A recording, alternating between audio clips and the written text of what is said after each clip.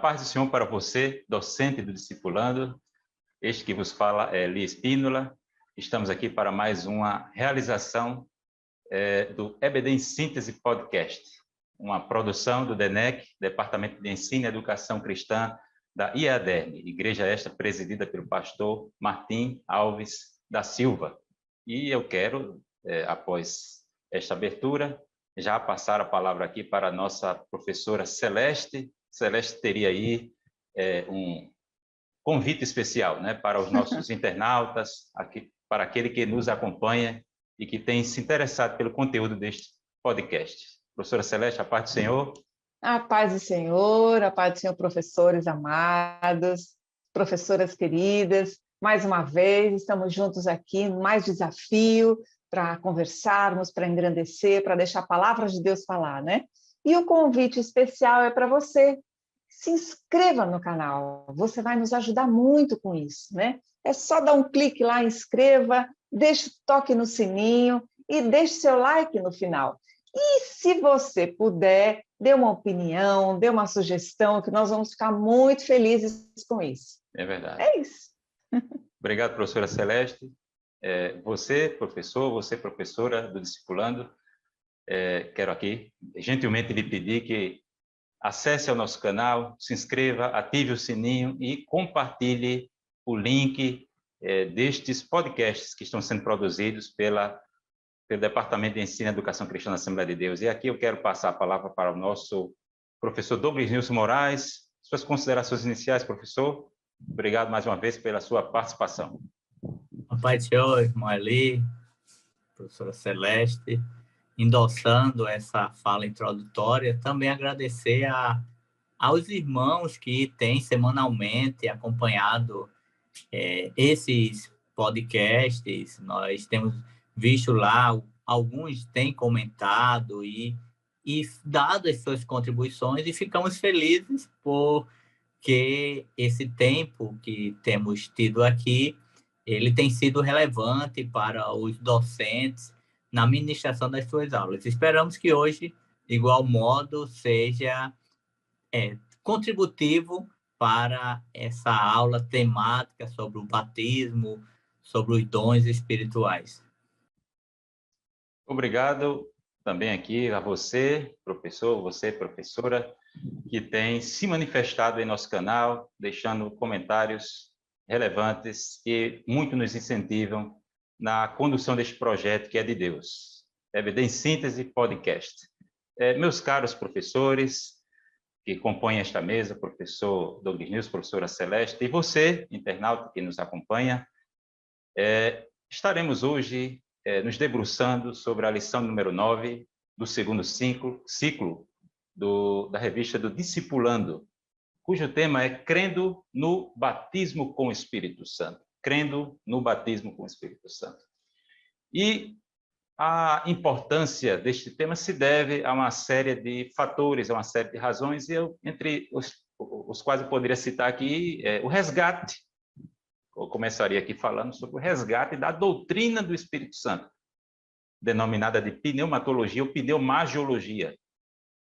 Se você, meu irmão, se você, minha irmã, for conferir a história dos concílios e dos credos, e se você for observar o espaço destinado a formulações e considerações teológicas acerca da doutrina do Espírito Santo, você vai confirmar, inclusive até o período da Reforma, antes do movimento pentecostal. Você vai notar que tem sido uma doutrina negligenciada, a doutrina do Espírito Santo.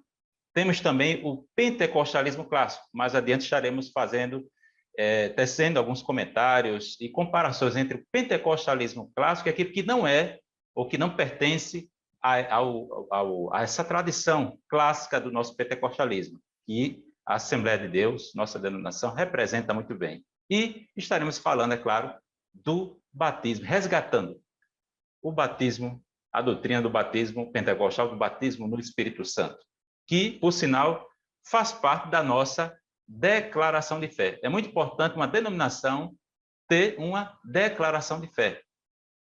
Por quê? Porque o cristianismo não é ambíguo. é preciso que as crenças fundamentais sejam bem estabelecidas. Professores, o que poderíamos ainda acrescentar diante desse título, né? Crendo no batismo no Espírito Santo? O que mais o professor poderá colocar de início? Eli, pode falar, professora. Me passa a palavra. Obrigada. É que todo mundo quer tanto, né, contribuir com um tema tão importante, né, interessante, relevante. Eu achei muito feliz o trecho que o escritor escolheu para que o aluno meditasse, né? Porque já parte do princípio que o batismo com o Espírito Santo ele tem uma fundamentação bíblica, né? Não é um achismo da Igreja Pentecostal, Assembleia de Deus, é uma convicção, né? É um movimento que partiu de dentro da Bíblia para fora da Bíblia, né? Nós fomos buscar, nós fomos beber da fonte dentro da Bíblia, né? Não é resquício, não é... E é por isso que, como o professor ele falou, mais à frente, nós vamos dizer os cuidados que nós temos que ter para o que não é o batismo com o Espírito Santo, né? E, num primeiro plano, o batismo com o Espírito Santo, ele começa dentro de nós mesmos, porque nós precisamos iniciar um momento de ressignificação da santificação das nossas vidas, né? Porque através da santificação das nossas vidas é que nós temos o desejo, a vontade, o anseio de buscar cada vez mais o batismo no Espírito Santo, que é uma segunda bênção, como a gente costuma dizer na Assembleia de Deus, né? Professor Douglas. E eu acho interessante, até baseado no versículo introdutório da lição, é que para nós que estamos em uma igreja há mais de 100 anos, e a história do pentecostalismo ele já é conhecido mundialmente, para nós vermos essa passagem, lermos a passagem bíblica de Atos 2, de certa forma, é menos difícil, porque nós vemos isso na prática, nas nossas reuniões públicas, nas nossas vivências pessoais, nos nossos momentos de orações individuais ou domésticas, nós vivenciamos isso. Agora, imagina, e é isso que eu acho extraordinário, aqueles primeiros batizados, que eles partem diante de uma promessa. Imagina como seria aquelas pessoas reunidas pedindo um batismo que na cabeça deles eles não sabiam bem o que aquilo significava. Até então, não se tem um relato bíblico de alguém falou em línguas. Então, eu acho isso muito extraordinário. E para os nossos dias, nós carregamos uma história que atravessou o mundo e hoje continua em plena evidência no nosso mundo. Meus caros professores, introdutoriamente, eu quero aqui recomendar ao professor que ele poderia já dispensar um tratamento quanto ao conceito, a essa terminologia, batismo com ou no, né? Com ou no seriam termos intercambiáveis, é indiferente o uso que você pode fazer dessas palavras, né? Com ou no, batismo com o Espírito Santo, de onde seria proveniente essa terminologia, né? É uma terminologia inventada pelo recente movimento pentecostal? Não. Nós encontramos nas Escrituras. João Batista falou que após ele viria aquele que, no caso, mais poderoso do que ele, e que batizaria com o Espírito Santo. Então, nós temos o profeta João Batista, o último dos profetas, né, da antiga aliança, cunhando essa expressão, batismo com o Espírito Santo. Depois nós temos Jesus falando no livro de Atos, no capítulo 1, versículo 5, e vós sereis batizados no Espírito Santo, não muito depois destes dias, antes de Cristo ascender aos céus. Ele falou isso. Atos capítulo 1, versículo 5. Então, Jesus retoma a expressão de João Batista e depois, no capítulo 11, versículos 16 do livro de Atos, Pedro rememora essas palavras de Jesus. E relacionando as palavras que Jesus dissera, conforme Lucas registrou no capítulo 1, com o que aconteceu na casa de Cornélio, conforme o relato do capítulo anterior, capítulo 10. Então, essa expressão batismo no Espírito Santo tem o seu lugar nas Escrituras. E é claro, a professora Celeste já adiantou essa referência a uma segunda bênção ou uma experiência subsequente à salvação. É claro que quem é candidato ao batismo pentecostal é quem já é crente, quem já é salvo. Paulo, quando chega a Éfeso, no capítulo 19, Lucas faz esse registro. Ele pergunta, recebeste o Espírito Santo quando crestes? Né? Ou seja, havendo crido, vocês receberam o Espírito Santo? E eles falam, aqueles discípulos, que não sabiam sequer quem era o Espírito Santo. Então, Paulo ali ora por eles, e eles são batizados e profetizam. Então, eles já deveriam ser salvos. Então, é uma experiência subsequente, e não antes da salvação. Não antes da salvação. Então, se trata de uma língua nunca antes aprendida. É algo sobrenatural. De acordo com o capítulo 2 do livro de Atos, conforme o Espírito lhes concedia que falasse. Então, a língua nunca antes aprendida e que serve de evidência, ou sinal evidencial, como alguns poderiam dizer, né? O sinal físico, né? Audível, de que alguém foi batizado no Espírito Santo. Professor Douglas Nilson? E ele é interessante nesse ponto introdutório, você fala aí o que é, alguns conceitos sobre o batismo, mas é também importante nós fazermos algumas associações do que não é o batismo, essa experiência, essa bênção do batismo, né? E a nossa declaração de fé, ela deixa isso claro, como também o pastor Antônio Gilberto, saudosa memória, em um de seus livros, ele vai relacionar que, primeiro, o batismo não é salvação. E você já apontou isso bem. O batismo ele é uma experiência pós-salvação. Então, um outro aspecto é que o batismo não é a habitação do Espírito Santo no crente, porque no ato que é da salvação, o Espírito Santo passa a habitar no interior do crente. E o batismo também não é a santificação do crente, porque a santificação é um processo que o Espírito Santo ele vai moldando, trabalhando na vida do crente mediante a sua busca, a sua rendição, mas isso não significa o batismo. Então, o batismo é o que você acabou de falar.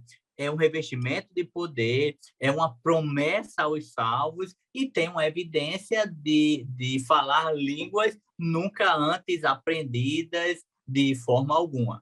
Para complementar, Douglas Nilson, o batismo com o Espírito Santo, ele não elitiliza as pessoas. Ele não é um status quo que você ganha e, a partir daquele momento, bom, desculpa aí, licença, eu sou batizada no Espírito Santo. Você não é. Ele não é um ato divisório da igreja, é isso que eu quero dizer, né? E o professor deve incessantemente ressaltar isso. Não é divisor. Quem divide não é Deus. Deus, ele acrescenta, ele une. Tanto é que os discípulos estavam todos reunidos, lá em Atos 2, que é a leitura proposta, todos reunidos em oração, aguardando, ou seja, só essa frase já nos dá indícios de união, indícios de paciência, indícios de observância, indícios de superioridade, noção de superioridade, e ponto, vírgula. Outra coisa que o batismo não é, ele não é segregador. Ele pode ser uma criança pode ser batizada, um idoso pode ser batizado, uma mulher, um homem, um rico, um pobre, um culto. Ele não encontra nenhum tipo de divisão, nem social, nem etária, nem nenhum tipo de raça, ele é unânime, porque Deus é unânime, ele é equânime, ele é para todos. Derramarei do meu Então, espírito sobre toda a carne. perfeito, irmão. Derramarei do meu espírito sobre toda a carne. E isso me lembrou, você falando isso, me lembrou de Joel, capítulo 2, do 28 ao 32. Joel, todos eles falam, né? Isaías lembra, Ezequiel lembra, só que Joel ele detalha, né? E ele diz que não há diferença, quando ele diz, e há de ser que depois derramarei o meu espírito sobre toda a carne, ou seja, para vossos filhos e vossas filhas, não tem gênero, jovens e velhos, servas, não tem classe social, ou seja, é uma coisa para todo mundo. O que cabe a mim? Bom, cabe a mim uma atitude de cristã, porque, como o professor ele falou, é para os salvos, né? Como o Douglas News falou, não é para ser, mas é para os que creram e desejam isso. Então, permaneça no seu desejo, sem aflição, sem angústia, sem frustração. Vá caminhando, porque é no caminhar que Deus abençoa, né? É no processo de santificação, é no você estar querendo, né? Então, é isso que você tem que manter sempre, essa chama acesa. E é isso que o professor Celeste, e é isso que o professor ele precisa motivar os seus alunos, né? É nesse aspecto, ó. O batismo, ele não pode ser, como você acabou de falar, o batismo ele não é um ato de constrangimento. Ele não pode ser um ato de constrangimento. Ele deve ser algo desejado. E eu, como professor, preciso ser um agente motivador desse processo, sem criar expectativas exageradas sobre o novo convertido, mas fazê-lo entender que esta bênção ela é para aquele que crê, para nós que cremos, nós que já somos rendidos a Cristo, e o caminho é, Verdade. como você disse, buscar em Cristo. Obrigado, meus queridos. Você, docente discipulando, e você que, digamos, não tem vínculo com o quadro de professores da EBD, ou mesmo do discipulando, mas que está acompanhando este podcast. É interessante, antes de eu prosseguir aqui para o primeiro tópico, ficarmos atentos para algumas questões que já começamos a levantar, né? A ignorância quanto a esse assunto e, em geral, quanto aos dons, né? O que acontece? Tem muito abuso, muita omissão, muita fraude, muitos modismos e muitos preconceitos, né? E acontece até, digamos, de ambos os lados. Às vezes você tem um preconceito do tipo do anti-sobrenaturalismo, aqueles que são antipentecostais e que militam contra o pentecostalismo, que querem apagar o espírito e proibir as pessoas de falarem línguas, né? E tem aqueles que, como a própria professora Celeste já falou e o professor Douglas News já comentou aí, complementando, que a pessoa se autoelitiza após esta segunda experiência. Então, precisamos ter cuidado, né? Às vezes se autoelitiza dentro da denominação e às vezes se autoelitiza em relação a outras denominações, como se aquele indivíduo, aquele irmão, tivesse o monopólio do Espírito Santo, né? Então, vamos aqui prosseguindo para o primeiro tópico, base bíblica para a crença no batismo com o Espírito Santo. Temos salientado desde o início deste podcast, né? E eu poderia aqui citar dois grandes teólogos, né? Lucas é um historiador, mas Lucas também é um teólogo. E Paulo, né? Escreveu extensamente volumes do Novo Testamento. Poderia aqui comentar aqui o registro que Lucas faz dessa expressão batismo no Espírito Santo, que vem da boca do profeta João Batista, que eu já mencionei aqui, por ocasião do registro ou do contexto do batismo nas águas de Cristo. E Lucas, ele vai citar o derramamento do Espírito Santo, a efusão do Espírito em Atos dos Apóstolos, livro escrito por ele, no capítulo 2. E nós temos a repetibilidade, ou a recorrência desse evento. Pessoas falando em línguas, né? E falando das grandezas de Deus, mas em línguas estranhas, e esse fenômeno é recorrente. Essa evidência inicial nós temos no livro de Atos, no capítulo 2, poderíamos inferir no capítulo 8, Lucas, ele dá ali a entender que o Simão ficou muito impressionado com aquele avivamento em Samaria e com o que Pedro fazia, tanto que ele quis comprar aquele dom junto aos apóstolos, né? Mas nós não temos ali explicitamente uma referência ao falar em línguas. Mas na casa de Cornélio, no capítulo 10, nós temos isso muito bem claro, e também no capítulo 9, quando Paulo chega ali a Éfeso, encontra alguns discípulos, mais ou menos 12 discípulos, e depois de uma oração, eles recebem o Espírito Santo, falam em línguas e profetizam. Então nós temos uma repetibilidade desse evento e dessa experiência. Contribuição de Lucas. Qual é a contribuição de Paulo?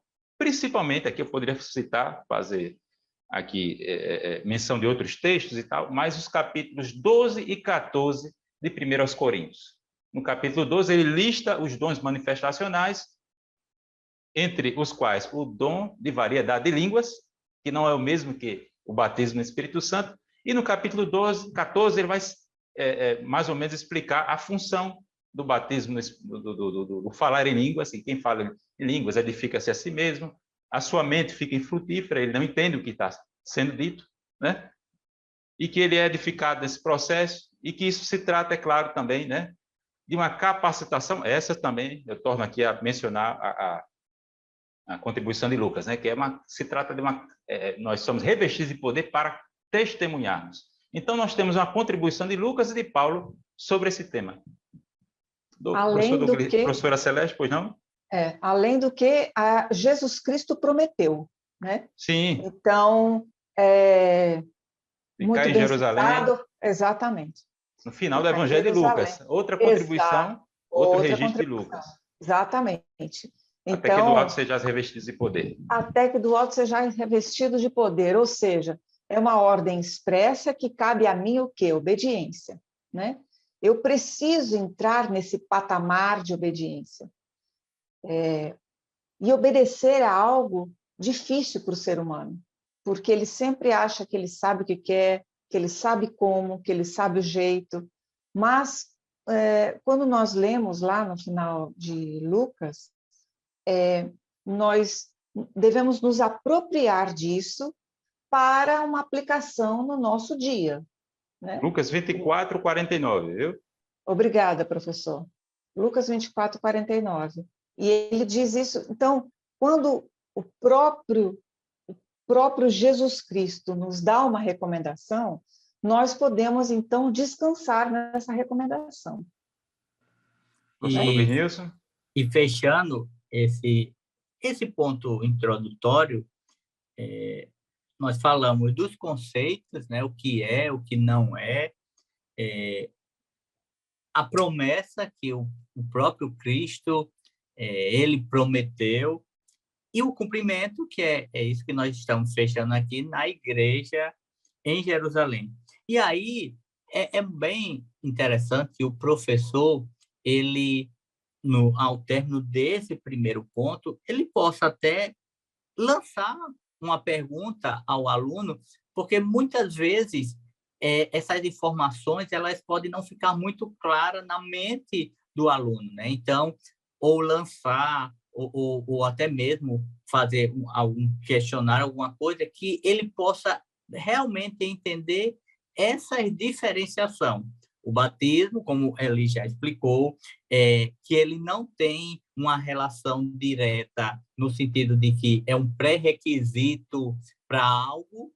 Na verdade, o pré-requisito é ser salvo, mas ele não tem uma relação direta com a salvação nesse aspecto, e lançar isso ao aluno como forma de garantir que esse conteúdo ele foi bem fixado, porque qualquer fragilidade nesse conceito introdutório pode desandar em todo um crescimento, uma busca e até em experiências que muitas vezes eles não vão de acordo com a própria fundamentação bíblica, né? Veja como isso é interessante. Porque tudo nós voltamos para a Escritura. Se eu tenho uma compreensão equivocada de algo bíblico, de uma promessa bíblica baseada em uma experiência de alguém, e essa experiência não tem uma fundamentação, eu posso seguir avante achando que aquela experiência é uma verdade, quando, na verdade, ela não é. Foi uma experiência de alguém que você muitas vezes não tem nem comprovação bíblica quanto a isso, né? Então, é sempre importante. Nós aqui citamos textos bíblicos. Essa é a fundamentação. E foi a partir dessa fundamentação histórica que todo o livro de Atos, nós vemos por várias passagens, como o professor Eli falou, esse evento se repetindo. E é esse mesmo evento que se repete há vários anos na nossa igreja, há mais de um século no nosso país, e continua se repetindo, e nós não temos como mensurar a quantidade de pessoas alcançadas por essa experiência. Como desmentir multidões? Porque isso é um ponto interessante, porque muitas vezes alguém pode dizer, olha, eu não acredito nisso. Tudo bem, mas quando eu não tenho essa experiência não é vivenciada, mas nós vemos pessoas em nossa volta, pessoas nas mais diversas esferas de uma igreja que é séria, que é fundamentada nas Escrituras. Não são meninos que alguém possa dizer, esses meninos imaturos estão inventando isso. São pessoas nas mais diversas esferas, ao longo de décadas, vivenciando essa experiência. Gerações. Então, como diz um ditado, contra fato não há argumentos, né? Então, temos fatos históricos. Não tem como se contrapor a essa verdade, ainda que alguém não creia, mas não tem como se opor a isso que nós temos visto e ouvido, né? Obrigado, professor Douglas Nilson. É importante aqui eu enfatizar que a experiência humana ela não se auto-autentica. São as escrituras que interpretam a experiência, e não o contrário. E, neste tópico aqui, já fechando, estamos salientando e mostrando aqui para você, professor do discipulando, professora do discipulando, que essa doutrina ela está bem calcada nas Escrituras. E temos indicado aqui as principais passagens, né? Tá certo? Então, as Escrituras é que interpretam a experiência, não o contrário, nunca o contrário. Avançando e veja aqui... Ali, só um ponto final nesse aspecto é que, quando nós vemos nas Escrituras, o historiador Lucas, ele não teve essa preocupação de dizer assim, olha, e naquele dia, na casa de Cornélio, ou quando estava em uma reunião, algumas pessoas ficaram de joelhos, outras fizeram isso, outra fez aquilo outro, e o batismo aconteceu, como forma que algo engessado. Então, prescrever uma fórmula. Sim, mas o que nós vemos em comum acordo é que em todas essas experiências, as pessoas reunidas estavam tributando glória a Deus, estavam rendendo glória a Deus, seja em oração, seja em cânticos, seja na ministração, mas o centro da atenção daquele culto era Deus. Então, o batismo ele fluía naturalmente na vida daquelas pessoas. Obrigado, professor Douglas Nilson.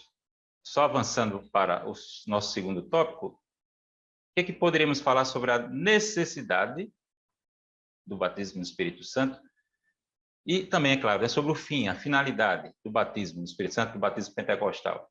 É claro que para refletirmos seriamente sobre isso, eu preciso também explicar digamos, uma tradição interpretativa que faz parte da nossa denominação e do movimento pentecostal, e aqui eu estou me referindo ao pentecostalismo clássico, são os pressupostos que adotamos quando lemos o livro de Atos dos Apóstolos. Né? O que salta aos olhos quando estamos folheando esse livro tão especial, é claro, é inspirado tanto quanto os outros, né? Nós vemos a continuidade da ação de Deus na história, e não a descontinuidade. Então, por que eu deveria acreditar que os eventos se encerraram dentro daquela conjuntura, daquela geração? Não. Eu não sou levado a crer. Essa não é a interpretação natural do texto, o sentido natural do texto. Então, observe justamente isso. Eu posso inferir uma continuidade da ação do Espírito. E que um outro aspecto é que a igreja depende do Espírito Santo, no que se refere à efusão, dotação, direção e crescimento, o crescimento da igreja. E Pedro, pregando ali, de Pentecostes, no capítulo 12, versículo 39, ele fala da disponibilidade desta promessa. Ele disse, a promessa diz respeito a vós e a todos quantos o Senhor, nosso Deus, chamar. Ou seja, ele fez referência àquela geração, à descendência daquela geração, vós, vossos filhos, e a todos quantos Deus, nosso Senhor, chamar. Então, é uma promessa disponível, que tem sua utilidade para a nossa edificação, a edificação espiritual, a edificação pessoal do crente, de cada crente, e capacitação, é claro, para o testemunho. Professora Celeste? Pois não? Você, introduzindo o ponto 2, né, você falou muito bem sobre essa bênção, né, que é disponível a todos nós que cremos. Né? Temos aí um pressuposto. E também é importante ressaltar, no ponto 2, que é fruto da graça e da soberania de Deus. Quando eu entendo que o batismo com o Espírito Santo é fruto da graça e da soberania de Deus, a mim cabe o quê? Muito pouco. Muito pouco. E muito pouco na amplitude do que é essa graça maravilhosa. No entanto, eu preciso me manter na caminhada da santidade. É uma caminhada que não tem fim. É uma caminhada constante. Eu vou cair muito provavelmente, mas os meus tropeços não podem ser uma queda definitiva. Eu não posso me desanimar com a minha pequenez. Eu tenho que prosseguir. É por isso que também ele incentiva aqui a oração, né? Nós incentivamos, não que até o próprio escritor da lição diz, não que a oração ela seja forçada, né? Um pastor ou uma reunião de oração, um culto específico de oração, não é que o pastor, ou seja lá quem for que estiver conduzindo, vai forçar o Espírito Santo, batizar, porque eu fiz procedimento número 1, 2, 3, 4, 5, 6, 7, 8, 9, 10. Não. Independe do meu procedimento. É graça e soberania de Deus. Soberania é aquilo que é inquestionável, é aquilo que eu não tenho nenhum alcance sobre ele. Não é o que eu faço, não é o que eu penso. Muitas das vezes, o novo convertido vai se deparar, como eu já ouvi várias vezes, mas eu busco há tantos anos, eu faço isso, eu faço aquilo, eu nunca fui batizado, e fulano de tal acabou de se converter, já foi batizado, ou seja, cria, infelizmente, uma situação de comparação. Ele foi, não fez nada, eu faço muito. Entendeu, professores? Então, essa é uma cautela muito sutil que você tem que passar. Estamos numa aula para novos convertidos. Você tem que passar isso para ele. Né? E também uma coisa que muitas vezes acontece até porque estamos lidando com pessoas nas mais diversas esferas. E muitas vezes há pessoas que buscam a experiência do batismo como algo que um troféu.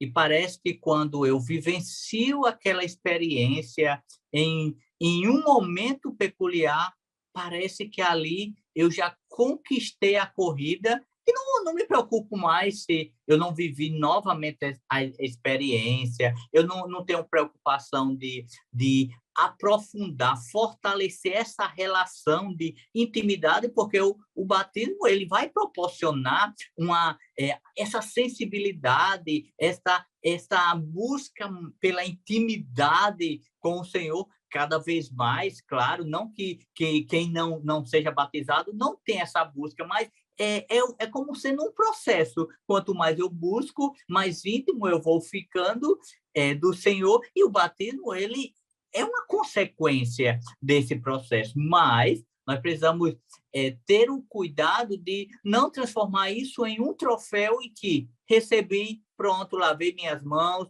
não preciso mais fazer, buscar, não preciso mais orar tanto, porque eu não quero, eu queria viver a experiência. Falsa Vivi, pronto. linha de chegada.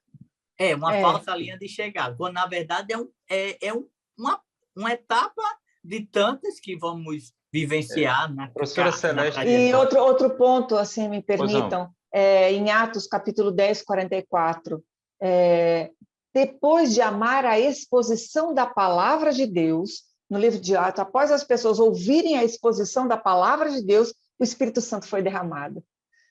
Percebam que associação entre avivamento e a palavra. Exato. A palavra é fundamental. Não basta só a oração tem a sua real importância, mas o ouvir a palavra de Deus, não só ouvir, mas também ler, procurar você na sua casa, não fique só à mercê, não, eu vou no culto para ouvir uma palavra, não. Busque isso na sua intimidade. Fique cada vez mais próximo. Deus, o nosso Deus, é um Deus de relacionamento. Ele quer que nos aproximemos cada vez mais dele. Ah, mas eu não entendo muito, eu não sei muito, não importa. Continue caminhando com ele, continue. Quando você lê a palavra de Deus, você está lendo com o autor do seu lado. Ele vai lhe explicando, ele vai lhe conduzindo.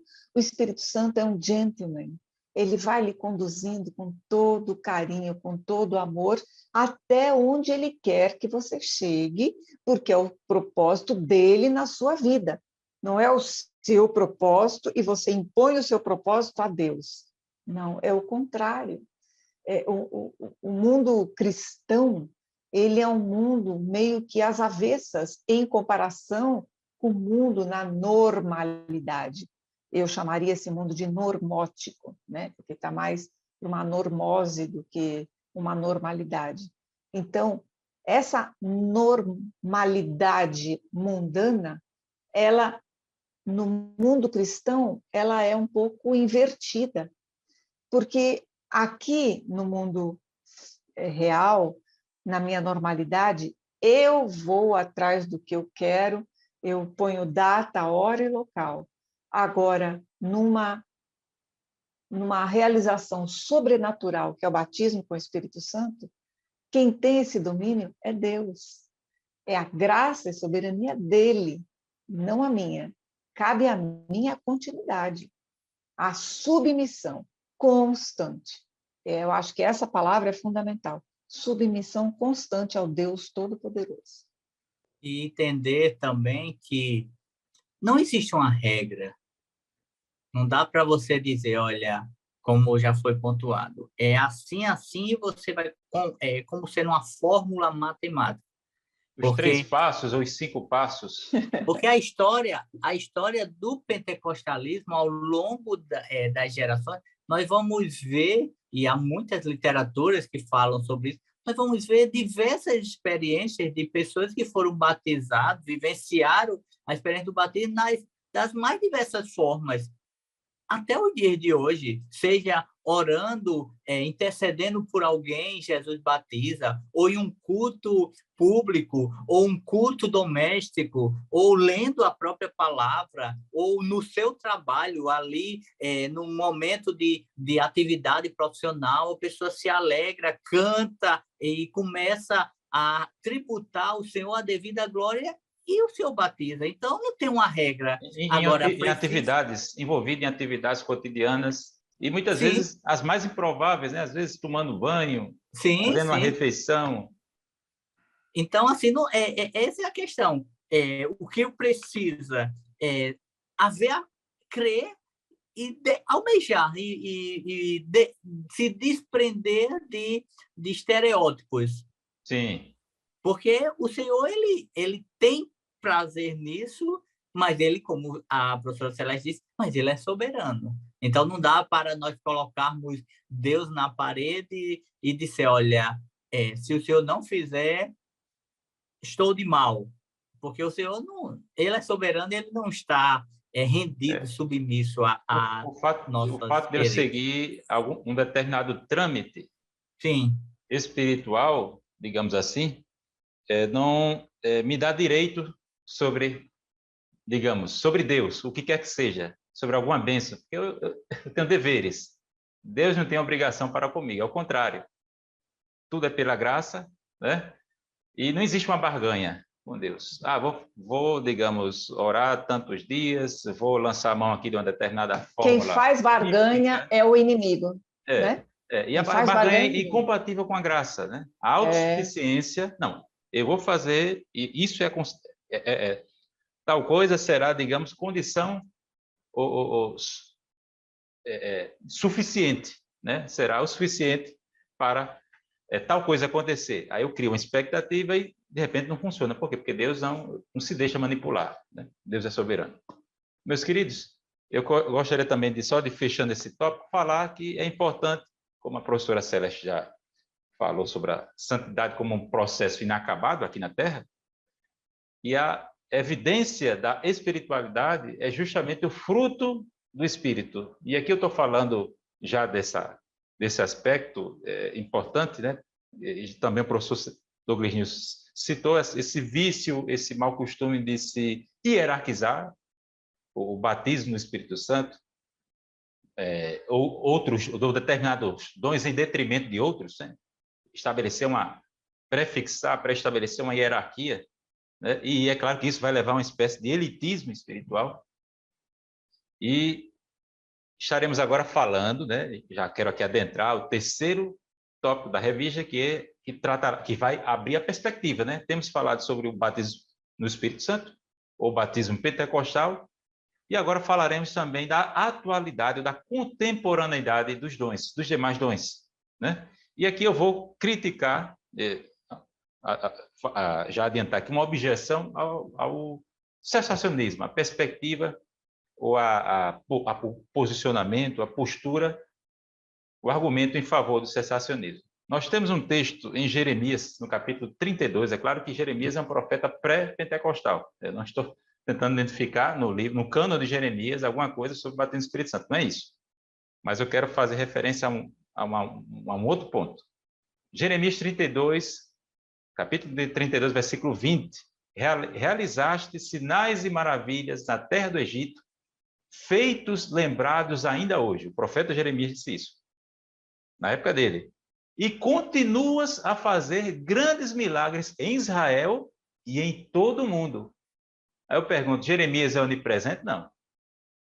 Então eu não posso tomar minha percepção, se eu não vi Deus ressuscitando mortos, se eu não vi uma pessoa, se eu não experimentei por mim mesmo o batismo do Espírito Santo, se eu nunca vi uma pessoa sendo curada de câncer, então os dons não são para os nossos dias. Quer dizer, como é que eu posso usar minha percepção como uma medida de todas as coisas, né? Parece até o argumento de Protágoras, né? Um pensador da antiguidade, muito criticado por Platão, né? Ele chegou a dizer que o homem é a medida de todas as coisas, das que são enquanto são e das que não são enquanto não são. Eu não posso lançar a mão desse tipo de argumento, né? Minha visão de mundo, minha percepção da realidade não abarca a realidade toda. Então, se eu não vi, significa automaticamente que não acontece mais, né? Então, temos esse texto de Jeremias, temos 1 Coríntios, no capítulo 1, versículo 7, Paulo ele vai falar que até a revelação do nosso Senhor Jesus Cristo, a igreja será suprida, enriquecida de dons. 1 Coríntios, capítulo 1, versículo 7. Ou seja, Jesus ainda já voltou? Não. Então, até lá, a igreja vai contar com dotação espiritual. Ela será capacitada para cumprir sua missão aqui na Terra.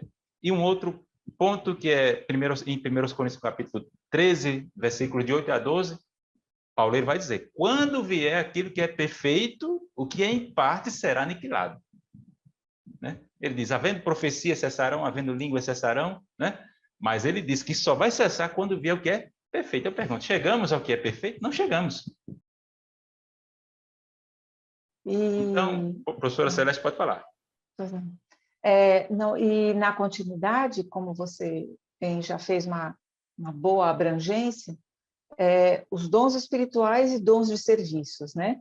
Mas ambos têm um propósito, servir a igreja, servir o propósito de Deus, né? Os dons, eles não são para me engrandecer, né? Os dons, eles têm uma finalidade única, e eu escuto muito algumas pessoas tristes, dizendo que eu não tenho dom algum, né? Sempre Deus tem ou capacita você com algo para contribuir com a igreja. Sempre. Você que tem que se silenciar, meditar, se auto-pesquisar e perguntar a você mesma o que eu poderia fazer dentro daquilo, das minhas condições, para que eu possa contribuir para a igreja, né? Os dons do Espírito Santo são presentes de Deus. Eu já vi também alguns pregadores no excesso dizendo que nós temos 5 listas, né, de dons, né? E entendo que esses dons não são exaustivos, né? Essas listas não são exaustivas, mas eu preciso estar disposta para ficar atenta para saber qual o dom que Deus me deu. Se esse dom, eu gostaria do dom de profecia, né? Se eu não tenho esse dom de profecia, glórias a Deus, eu posso ter o dom de ministrar, eu posso ter o dom de dizimar, eu posso ter outras coisas que eu vá contribuir, desde que seja útil, a palavra é útil para a igreja, não é para mim, né? Pois não, professor. E Celeste, veja como isso é bem interessante, porque muitas vezes nós criamos, da mesma forma como você falou no primeiro ponto, que às vezes hierarquizamos, as pessoas hierarquizam quem é batizado, quem não é. Muitas vezes as pessoas elas meio que colocam hierarquias quanto aos dons. Então, assim, tem aqueles dons que são mais evidenciados.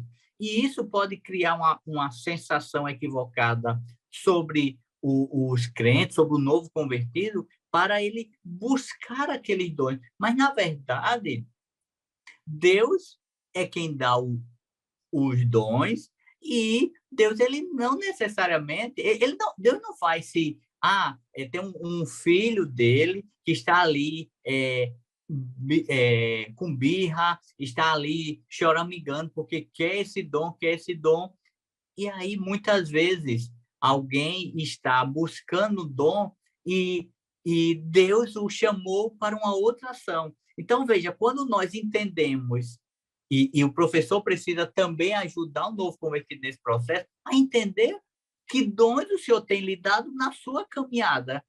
Porque quantas vezes a gente pode se precipitar e achar, não, eu tenho um dom, Deus me deu esse dom, quando, na verdade, Deus lhe deu outros tantos dons, e esses outros dons ele fica em segundo plano, porque esse outro dom é mais bonito. E, na verdade, isso que eu acho que é um dom, na verdade, não se concretiza na minha vida, porque o dom, a finalidade é edificar a igreja. Eu não preciso, se Jesus, se o Senhor, pela sua graça, me concede o dom de curar, eu não preciso estar chegando para o pastor Reinaldo, para o meu pastor, ou para os irmãos da igreja, assim, olha, se precisar, eu chego lá para orar e Jesus vai curar, porque eu sou detentor desse dom. O Senhor ele vai apresentando naturalmente e o milagre vai acontecendo naturalmente e o Senhor vai ratificando, confirmando o dom na vida daquela pessoa. E isso para aquele que ministra, para aquele que profetiza, para aquele, no caso dos dons de serviço, para aquele que exorta, para quem governa, para quem socorre. Então, os dons ministeriais. Então, professor Eli, eu acho que isso é algo que o professor precisa deixar bem claro no novo convertido, para que ele não fique um pouco limitado buscando um ou outro dom, como aquele que é o mais importante, quando, na verdade, Deus pode querer usá-lo em uma área que ele sequer está atentando-se, e a igreja podendo ser edificada através da vida dele. Lembrando que nós é que somos usados por Deus. Nós não Sim. usamos a Deus. Isso. Né? A gente precisa ter cuidado com a ordem correta das coisas. Né? Dele, por ele, para ele. Né? É dele, por ele e para ele são todas as coisas. Né? A pessoa não pode ideologizar, né, o dom e exaltar um dom em prejuízo do outro, fazer daquele dom o fim último da vida dele, da carreira cristã. Né? Precisamos ter muito cuidado com isso. Né? Meus queridos, só aqui, acrescentando aqui, e retomando o que a professora Celeste já falou, o caráter utilitário do dom. Muita gente fica vendo, experimentando todo tipo de situação e de vivências no culto coletivo, no culto comunitário, mas o Paulo, escrevendo aos Coríntios, no capítulo 12, na sua primeira carta, ele diz, né? Mas a manifestação do Espírito é dada a cada um para o que for útil, para aquilo que for proveitoso. Então, muito cuidado com bizarrices e com aquilo que não tem função para o corpo de Cristo. A gente deve chamar... Cristo, quem é que deve chamar a atenção? É Cristo. A atenção deve estar direcionada para Cristo. O Espírito Santo, quando ele atua, né, ele nos leva a toda a verdade. O Espírito Santo, ele fala de Cristo, nos apresenta Cristo, ele aplica a obra da redenção, ele nos dota, né, dos dons espirituais e tal, mas o foco é Cristo. O foco é Cristo, ao invés da pessoa. Se você, meu irmão, você, professor, professora do discipulando, compartilhe isso com o novo convertido. Se alguém está chamando atenção durante uma liturgia, durante um culto, um movimento, um evento, chamando atenção para si mesmo, mais do que para Jesus, então tem alguma coisa errada aí.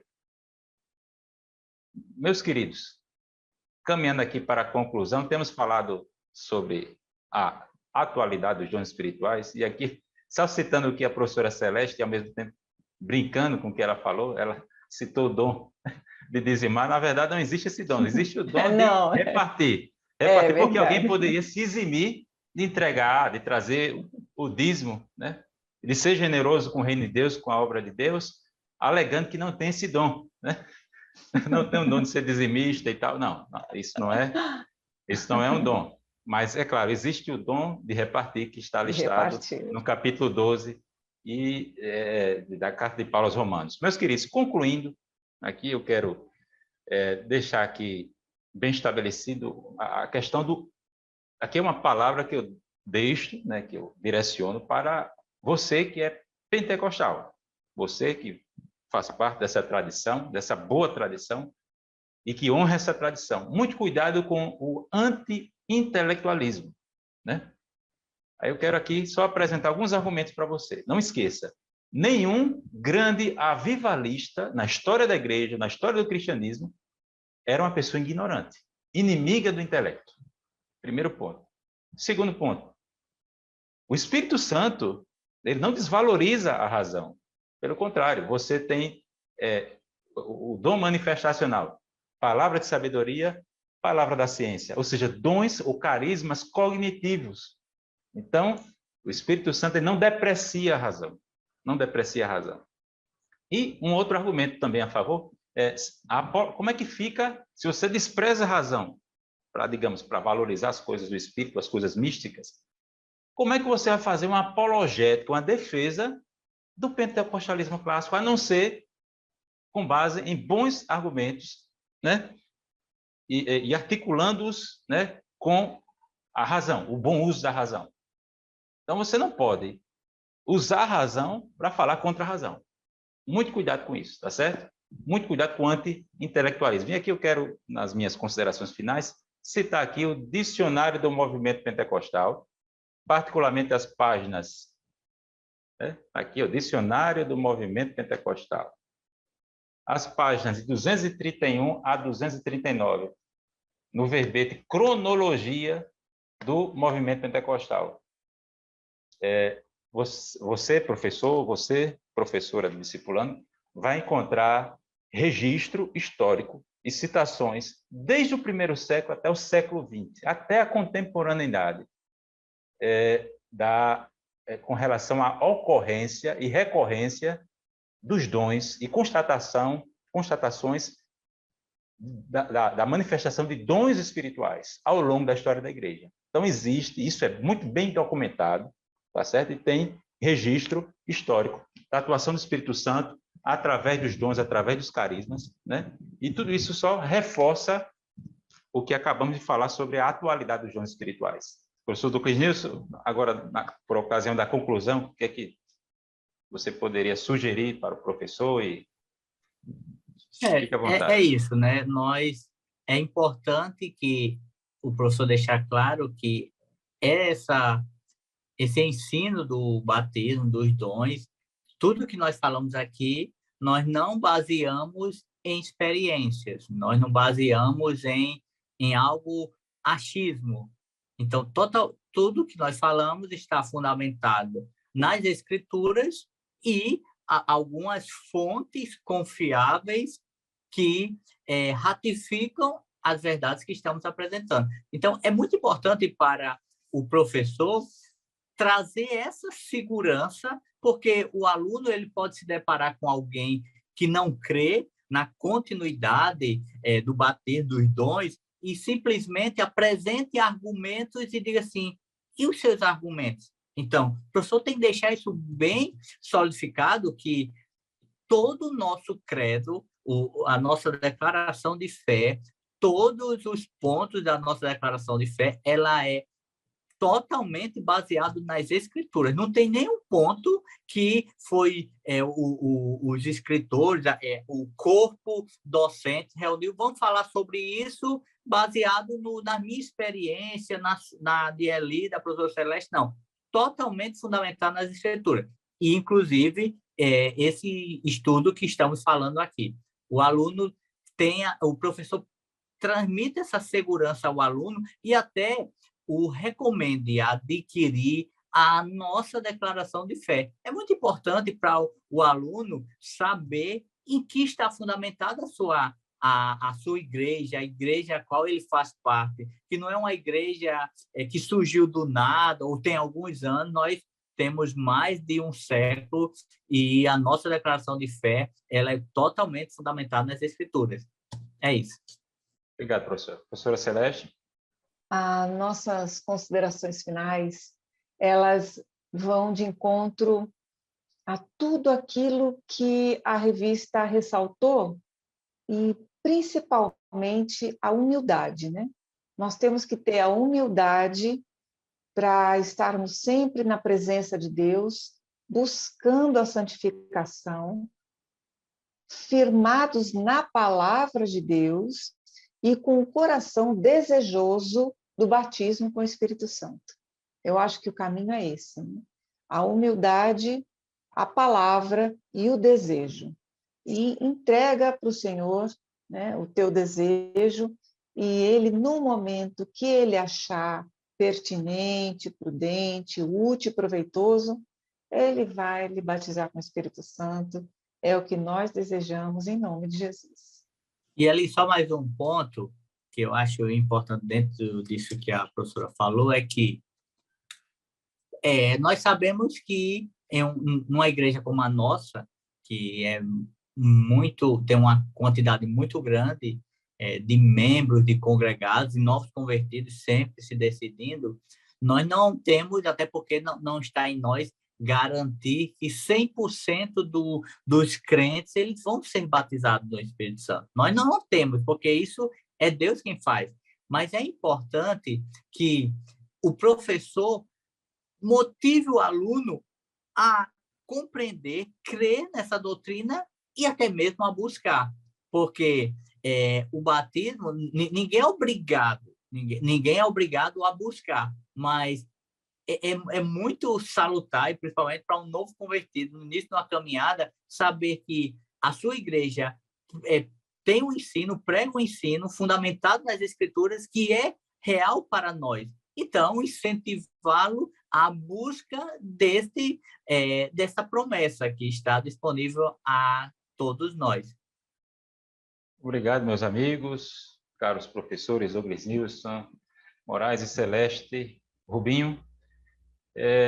Você que é docente, né, do Discipulando, você que integra o quadro de professores do Discipulando, queremos agradecer até aqui a sua companhia. E você, internauta, que, quem sabe, não faz parte do quadro docente da Escola Dominical, mas se interessou por este conteúdo, nossa oração é que você seja abençoado com os subsídios deste podcast. Queremos aqui encorajá-lo, para você que ainda não tem esta experiência, que você busque o batismo do Espírito Santo, que Deus, esta é a nossa oração, que Deus venha a te batizar. Esta promessa está disponível para todos nós. E aqui, nas minhas considerações finais, quero mais uma vez agradecer a Deus por mais um podcast. Obrigado, pastor Reinaldo, obrigado, pastor Martim, pela confiança, e a paz do Senhor para todos. A paz do Senhor. Pai do Senhor.